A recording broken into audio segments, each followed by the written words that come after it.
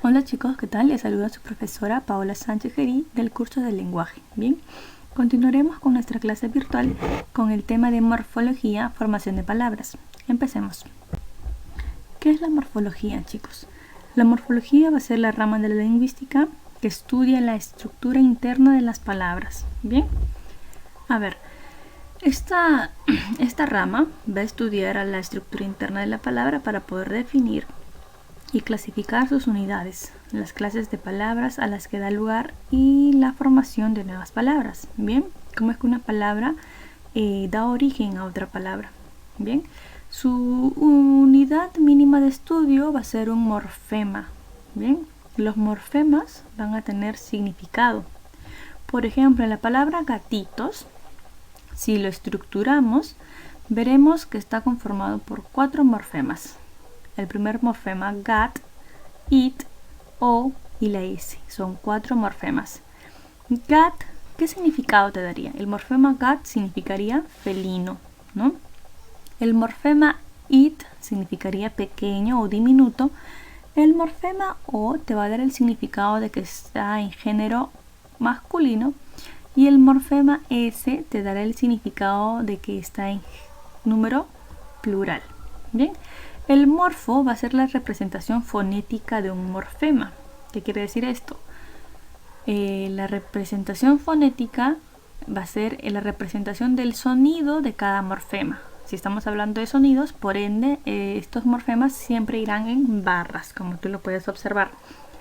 Y los alomorfos van a ser variaciones en la realización de morfemas. ¿Qué quiere decir esto?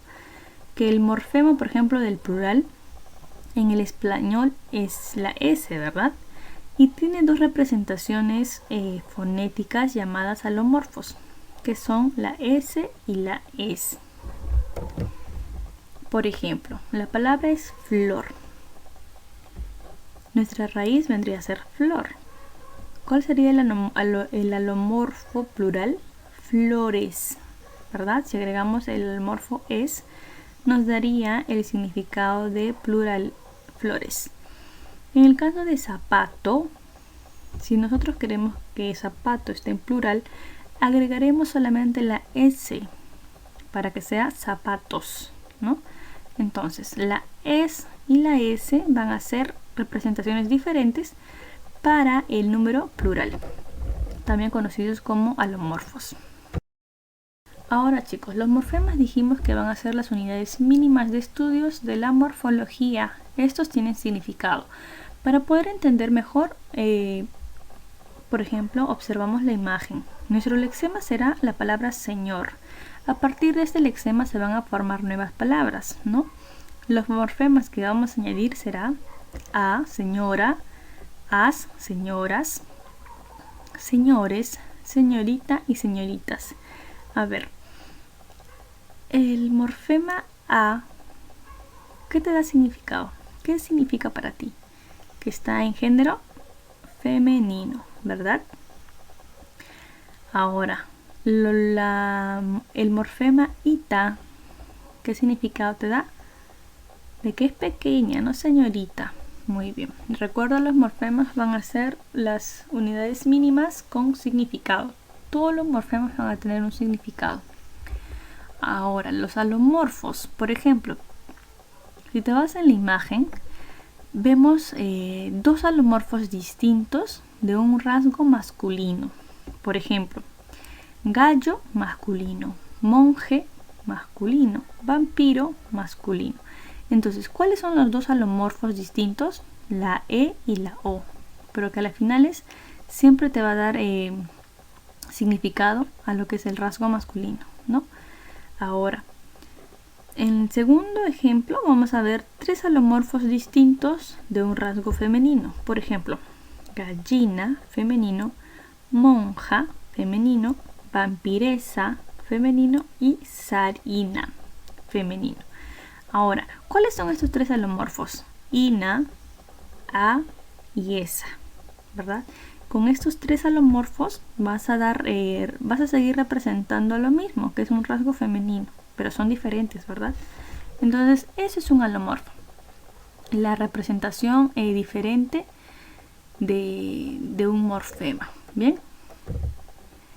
Por ejemplo, otro ejemplo para que nos pueda quedar un poquito más claro. Los alomorfos van a ser las variaciones del morfema en la pronunciación.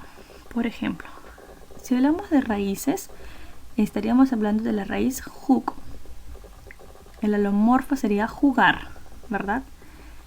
Ahora, la palabra es juego. ¿Cuál sería nuestro lexema? Jueg.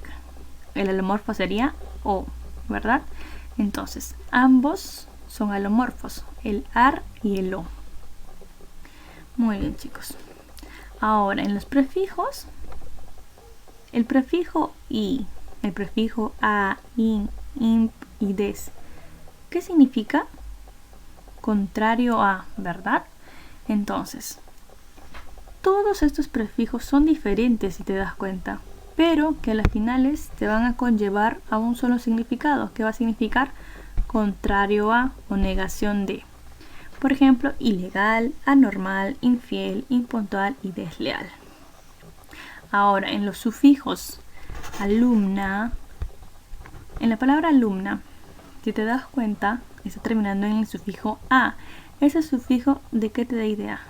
¿De qué es? En género femenino, ¿verdad? Ahora, los sufijos a, tris, isa, ina y esa son sufijos totalmente diferentes. Son alomorfos diferentes, pero es que a las finales te llevan a un punto en común, que sería género femenino. Alumna, actriz, poetisa, zarina y alcaldesa. Bien, todos son femeninos. Muy bien. Ahora, la clasificación de los morfemas se dan a clasificar según 3 criterios. Por su ubicación, los morfemas que se añaden a la raíz de una palabra van a llamarse afijos. ¿Cuáles son estos afijos? Son los 3 que tú puedes observar en la pantalla. Los prefijos, los infijos y los sufijos. Los prefijos siempre van a ir antes de tu raíz. Por ejemplo, la palabra es desterrar. ¿Cuál sería tu raíz? Terrar. Y el prefijo que está añadido, des. Tu palabra es infiel. ¿Cuál es tu raíz? Fiel. ¿Y cuál es el prefijo que está antes? In, ¿verdad? La palabra es anormal. ¿Cuál es tu raíz? Normal. ¿Y cuál es el prefijo? A, ¿verdad? Entonces no olvides que tu prefijo siempre va a ir antes de tu raíz. Bien, tú ya sabes cuáles son los prefijos. Los infijos van a ir en medio de tu prefijo y de tu sufijo. Por ejemplo, la palabra es Ana, pero va a ir un infijo en medio de tu prefijo y de tu sufijo. El infijo es it. ¿Qué significa este infijo it?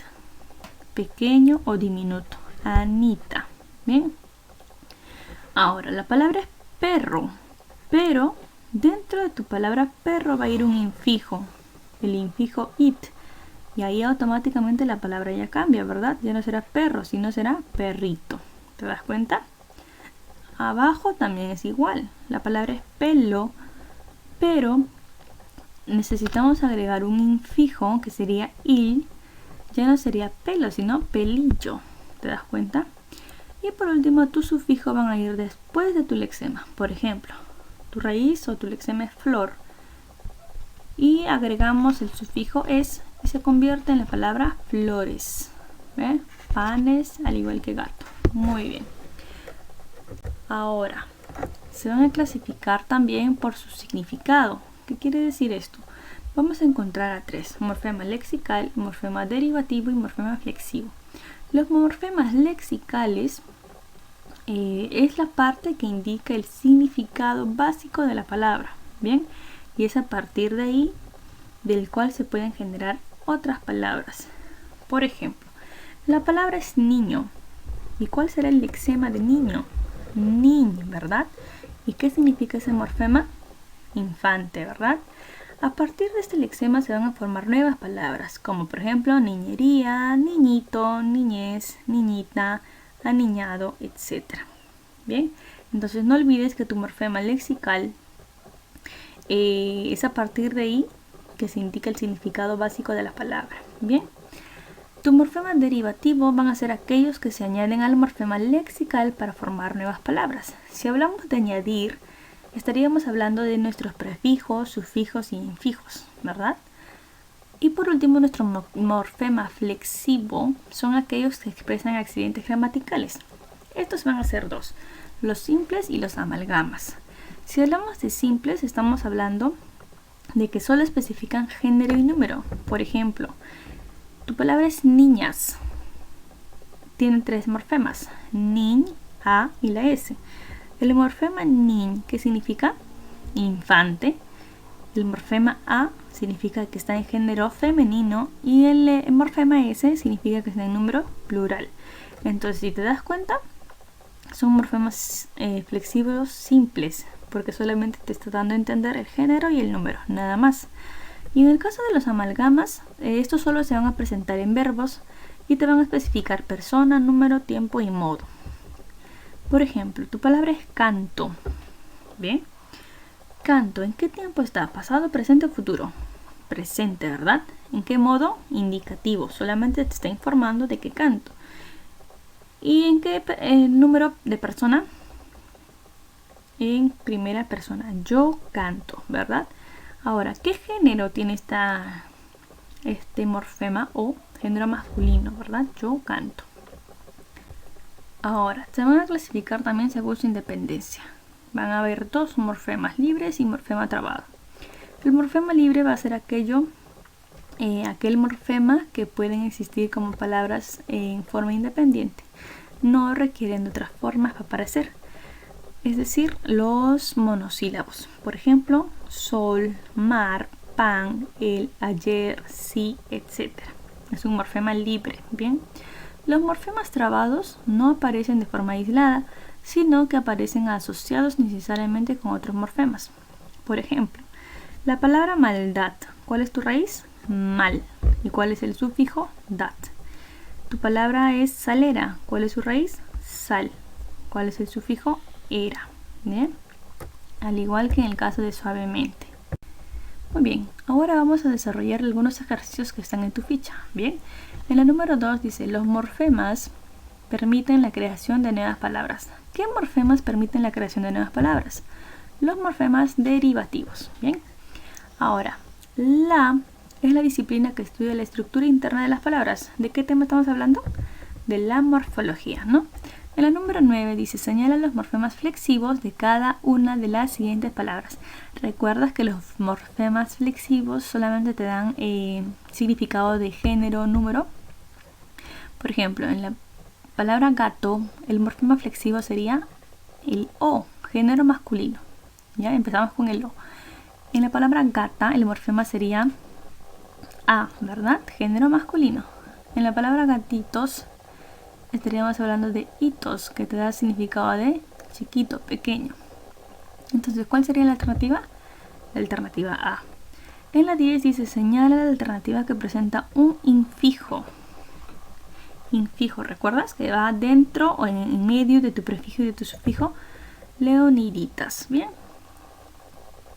Ahora, en la 14 dice, los morfemas, según su significado, se clasifican en ¿qué?